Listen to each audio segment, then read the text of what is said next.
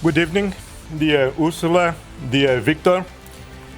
The first ever meeting of the European Council took place almost exactly 50 years ago. For the last 5 decades, we have built a culture of unity in diversity, a culture of compromise, and a culture of solidarity.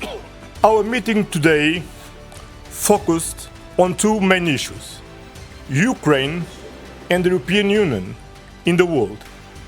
On Ukraine, I can tell you that the mood in the room was one of strong determination.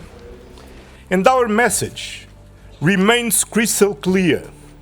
The European Union stands united in its support to Ukraine to win a comprehensive, just and lasting peace. Not any peace, not capitulation.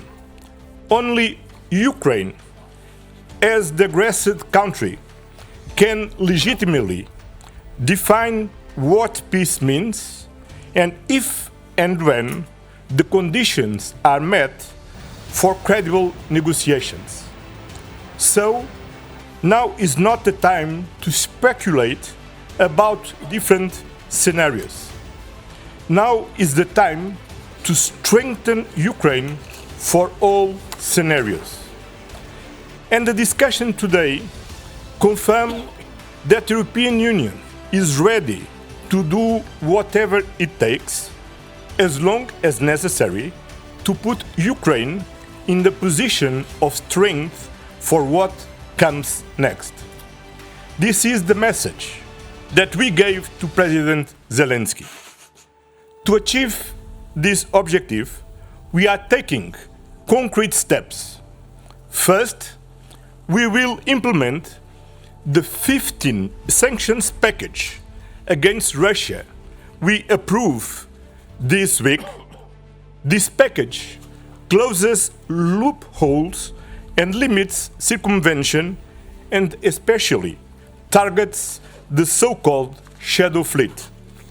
Second, we have already delivered about 130 billion euros of financial support, and we will deliver an additional 30 billion euro in 2025. Third, we will increase the pressure on those who directly or indirectly contribute to the international escalation of the war and damage international peace and security by supporting Russia. Finally, Ursula and I will continue to explore ways and means to increase the support to Ukraine. A final word on Ukraine. Let me be very clear about what this conflict is about. Russia's war of aggression is not just a war on European territory. It is a war against the international community, because Russia is violating universal fundamental principles of the United Nations Charter and international law: sovereignty, territorial integrity, self-determination. Which brings me to the second main focus of today's meeting: the global engagement of the European Union. The starting point for this is clear. The world is multipolar. Multipolarity creates new opportunities to develop mutually beneficial partnerships with countries on all continents.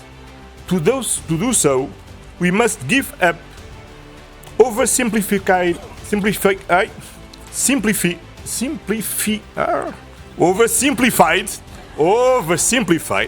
concepts like Global South, and acknowledge that both the South and the North are in fact plural.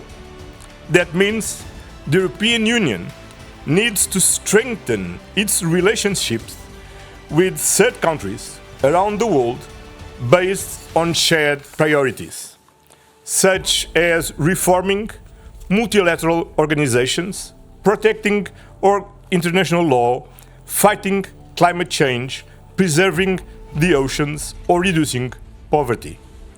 We also discussed our relations with the United States of America. They remain one of our closest partners. And the message is clear. The European Union is committed to continue working with the United States pragmatically to strengthen transatlantic ties. The United Kingdom is another very strategic partner. There is a new positive energy in European Union and United Kingdom relations, which we should explore further. That's why I went to London very early in my term, and why I invited Prime Minister Keir Starmer to attend the upcoming informal leaders retreat on defense on the 3rd of February. The European Council also discussed the Middle East, especially Syria. On Syria, we have agreed on the main principles and objectives of our approach in response to fall of Assad regime and to ensure a peaceful and inclusive transition. Preserve Syria's territorial integrity, ensure respect for human rights, including women's rights, protect religious and ethnic minorities. The European Union is already engaging with actors on the ground, the new authorities, and other regional actors. It is delivering much-needed humanitarian assistance inside Syria, and the European Union will increase its diplomatic presence in Damascus. Finally, a word on what is to come. We will hold an informal retreat on defense on the 3rd of February.